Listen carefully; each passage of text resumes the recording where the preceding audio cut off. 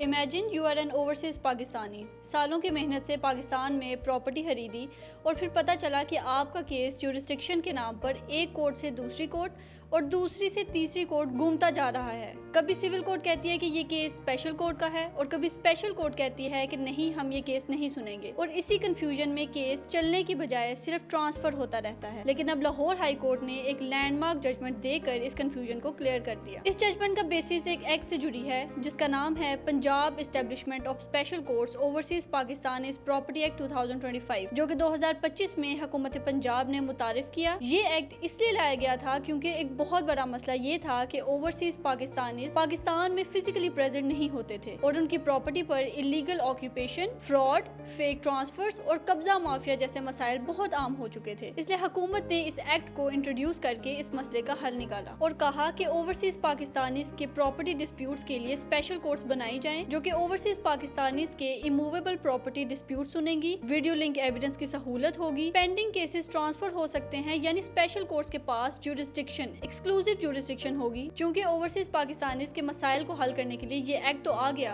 और special courts भी बन गए, लेकिन यहाँ सवाल ये पैदा हो गया कि स्पेशल कोर्ट्स और सिविल कोर्ट्स में एक कंफ्यूजन क्रिएट हो गई कि क्या स्पेशल कोर्ट सिर्फ ऑनरशिप और पोजेशन के डिस्प्यूट्स ही सुनेंगी या क्या वो हर केस सुनेंगी जिसका ताल्लुक ओवरसीज पाकिस्तानी की प्रॉपर्टी से होगा। और फिर इस कंफ्यूजन की वजह से कुछ केसेस ट्रांसफर हुए, कुछ रिजेक्ट हुए, कुछ केसेस वापस सिविल कोर्ट्स भेज दिए गए और फिर एग्जैक्टली यही इशू लाहौर हाई कोर्ट के सामने आया। अब इस तमाम मसले के नतीजे में लाहौर हाई कोर्ट के सामने एक नहीं बल्कि मल्टीपल कनेक्टेड केसेस थे और हर केस में सेम इशू था, क्या स्पेशल कोर्ट के पास ज्यूरिसडिक्शन है या नहीं। अब यहाँ 4 केसेस थे लाहौर हाई कोर्ट के सामने। पहला केस लाहौर हाई कोर्ट के पास आया लेक सिटी केस, जिसमें मोहम्मद मुदस्सिर इकबाल ओवरसीज पाकिस्तानी थे, कुवैत में रहते थे। उनका डिस्प्यूट लेक सिटिंग होल्डिंग के साथ था regarding declaration and specific performance. Case पहले सिविल कोर्ट में गया, फिर चूंकि एक्ट आ गया तो केस स्पेशल कोर्ट ट्रांसफर हो गया, लेकिन स्पेशल कोर्ट ने कहा कि स्पेसिफिक परफॉर्मेंस एक कंट्रैक्चुअल डिस्प्यूट है, हम ये नहीं सुनेंगे, और फिर केस वापस सिविल कोर्ट भेज दिया गया। दूसरा केस था प्रॉपर्टी ट्रांसफर डिस्प्यूट 2 भाइयों का, जिन्होंने जीपीए कैंसिल करने और इसकी बेसिस पर हुई ट्रांजैक्शंस को चैलेंज करने के लिए एक सूट फाइल किया, लेकिन स्पेशल कोर्ट ने कहा कि आप ऑनर्स नहीं हो, इसलिए ज्यूरिसडिक्शन एक्सरसाइज नहीं करेंगे। इसी मसले से मुंसलिक तीसरा केस लाहौर हाई कोर्ट के सामने था सक्सेशन सर्टिफिकेट के हवाले से, जिसमें एक पिटीशन सक्सेशन सर्टिफिकेट के लिए फाइल हुई। यहाँ कोर्ट ने कह दिया कि ये इमूवेबल प्रॉपर्टी डिस्प्यूट ही नहीं और ये केस इस बिना पर दोबारा सिविल कोर्ट भेज दिया गया। चौथा केस लाहौर हाई कोर्ट के सामने था हिबानामा के हवाले से, जिसमें एक और ओवरसीज पाकिस्तानी ने हिबानामा, ट्रांसफर लेटर और डीएचई ट्रांजैक्शन चैलेंज की, लेकिन स्पेशल कोर्ट ने फिर केस वापस सिविल कोर्ट भेज दिया। अब लाहौर हाई कोर्ट के सामने मुख्तलिफ कनेक्टेड केसेस मौजूद थे जिनका मसला एक ही था। अब लाहौर हाई कोर्ट ने यहाँ एक तारीखी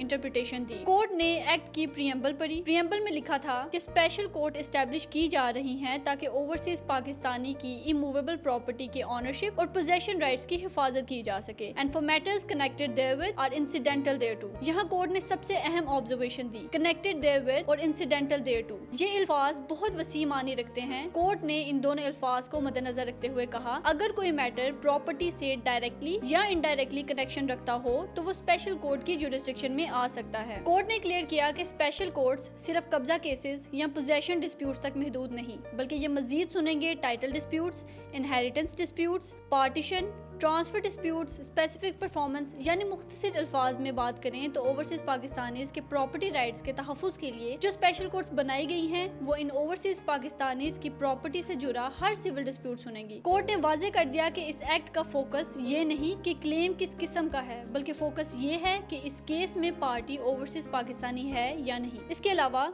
पेंडिंग केसेस के हवाले से भी कोर्ट ने वजाहत दी, जो कि इस जजमेंट का एक बहुत अहम प्रैक्टिकल पार्ट था। कोर्ट ने कहा कि इस एक्ट के अंडर सारे पेंडिंग केसेस ऑटोमेटिकली ट्रांसफर होने चाहिए थे और सेम स्टेज से कंटिन्यू होने चाहिए थे, यानी केस दोबारा जीरो से स्टार्ट नहीं होगा, बल्कि अगर सिविल कोर्ट में एविडेंस रिकॉर्ड हो चुकी है, विटनेसेस एग्जामिन हो चुके हैं और आर्ग्यूमेंट्स भी प्रिजर्व हो चुकी हैं, तो ये सब प्रिजर्व होगा और केस वहीं से कंटिन्यू होगा। इसी के साथ साथ कोर्ट ने स्पेशल कोर्ट्स और सिविल कोर्ट्स को इनडायरेक्टली क्रिटिसाइज भी किया कि अगर पार्टीज को फ्रेश फाइलिंग करने पर मजबूर किया गया तो इससे अननेसेसरी बर्डन क्रिएट होगा, डिले होगा اور ملٹیپلیسٹی آف لٹیگیشن بھی ہوگی، جو کہ ایکٹ کے مقصد کے خلاف ہے۔ اس ججمنٹ کے ذریعے لاہور ہائی کورٹ نے صرف ایک لیگل ایمبیگوٹی سالو نہیں کی، بلکہ ایک کلیئر میسج دیا کہ اوورسیز پاکستانیز کو اینڈلیس پروسیجرل کنفیوژن میں نہیں دھکیلا جا سکتا۔ اس ڈیسیجن کے بعد اوورسیز پاکستانیز کو کلیئرٹی مل گئی، جورسڈکشن کا مسئلہ ختم ہو گیا، سول کورٹس اور اسپیشل کورٹس کی باؤنڈریز بھی واضح ہو گئی، لہٰذا یہ ججمنٹ اب اوورسیز پاکستانیز کے پراپرٹی ڈسپیوٹس کو حل کرنے کے حوالے سے ایک لیڈنگ ججمنٹ بن چکا ہے، اور مستقبل میں پنجاب کی اسپیشل کورٹس اسی انٹرپریٹیشن کو فالو کریں گی۔